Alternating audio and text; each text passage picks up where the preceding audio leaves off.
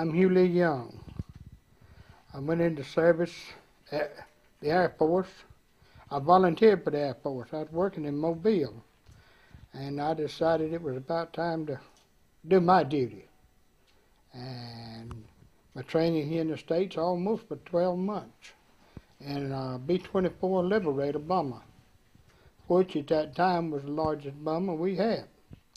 And from there, I traveled from Iceland to England and wound up in Africa and on into Egypt. And I flew out of there to the Isle of Crete, dropped bombs on the Crete, Greece, Germany, Albania, Yugoslavia, you name it, I was just about over it. And Italy, Trieste, Rome. Finally, they caught up with me over northern Italy, shot me down. Actually, at that time, they let you come back at 25 missions. But my 25 mission was over. They said, we need you. So, naturally, I volunteered to stay on in a roundabout way. But the day I actually got shot down, they had orders to wipe us out. And I heard that later on in the hospital after I was burned, that they sent 200 planes against 23 of us because they didn't want any of us to get back. 2 planes got back. 4 people lived off the 2 planes. So they did wipe us out. I was taken prisoner, and at that time, they was kind of rough on us. Stalag 17B, you can, on the TV, you can go back and check on Hogan's Heroes. It was taken from that camp that I was in. And best I remember, there were around 3,200 of us in there.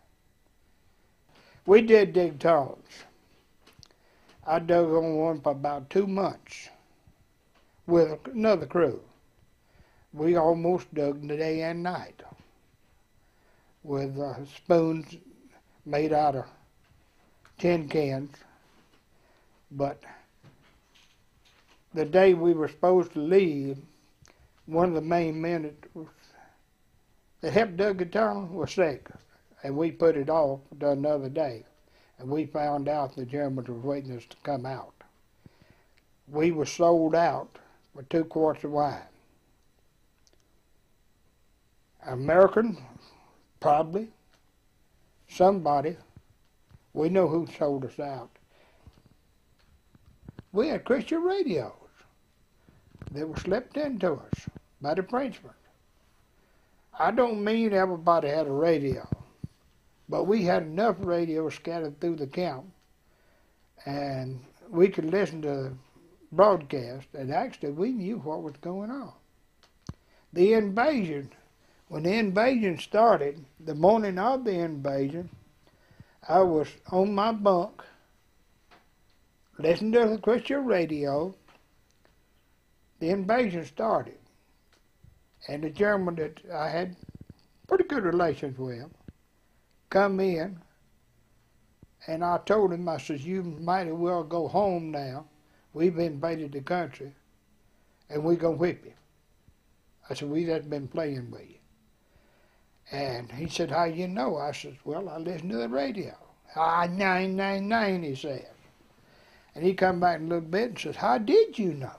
I said, I was listening to the radio. All the time you were sitting on my bunk. And at that time I didn't smoke, and we were very fortunate. My wife could send me cigarettes, and other people sent me cigarettes, and I swapped them for food, radios, anything that I could get swapped.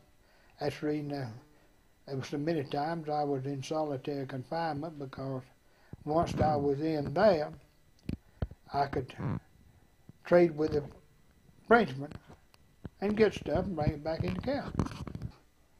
I read in articles now about the Holocaust, whether it was happening or not. It did happen, didn't happen. I can assure you that it did happen.